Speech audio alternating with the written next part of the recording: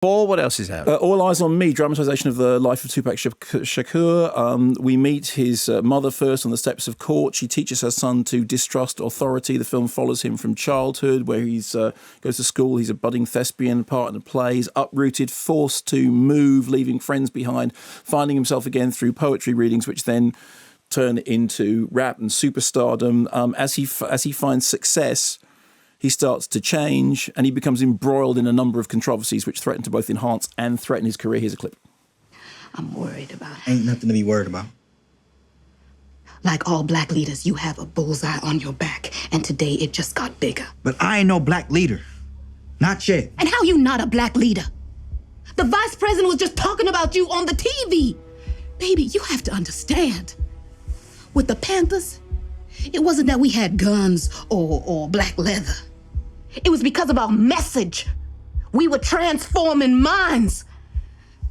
They are gonna come after you with everything you love. They gonna give you the tools that you need to destroy yourself. So the film does have in Demetrius Shipp Jr. a performance which is, occasionally uncanny as a sort of impression of Tupac. Also Jamal Woolard, who we know can play Biggie, obviously. The problem with it is it feels terribly cliched and formulaic. It doesn't have the grit of, for example, Straight Outta Compton. It doesn't, despite the fact that it mirrors many of its moves. The musical sequences are much more underwhelming than they should be, and it feels like a kind of like a beginner's guide to a subject. Somebody described it as sort of like a pop-up Wikipedia page. And I have to say it did have that feeling about it, despite the fact that there is evidently, a engrossing story in there. The film always felt like it was skimming the surface.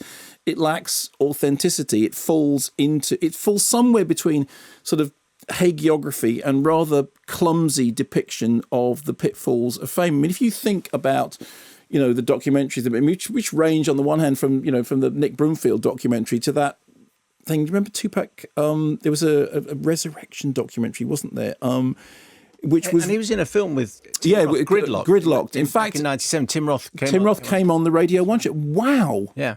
And I remember because that is really well remembered. Because Tupac had been he died before the before the movie came out. So before it came out here, certainly, yeah, absolutely. It was for Tim Roth to try and explain it and to explain the movie. I think that's the last time we discussed it. But the film absolutely felt like it was, as I said, skimming the surface, like it was never getting under the skin of the story. Like what it was doing was giving you a series of riffs that felt terribly familiar, that felt like you had heard this stuff done before, and despite the fact that central performance, as I said, there are moments in it in which it seemed, that's a very, very good impression. The film itself never convinced. The film itself felt very nuts and bolts and felt like it was falling into that, the true life TV dramatizations, to the chubby thing that John Ronson would always talk about. Those kind of cliches of not getting under the skin of the story at all.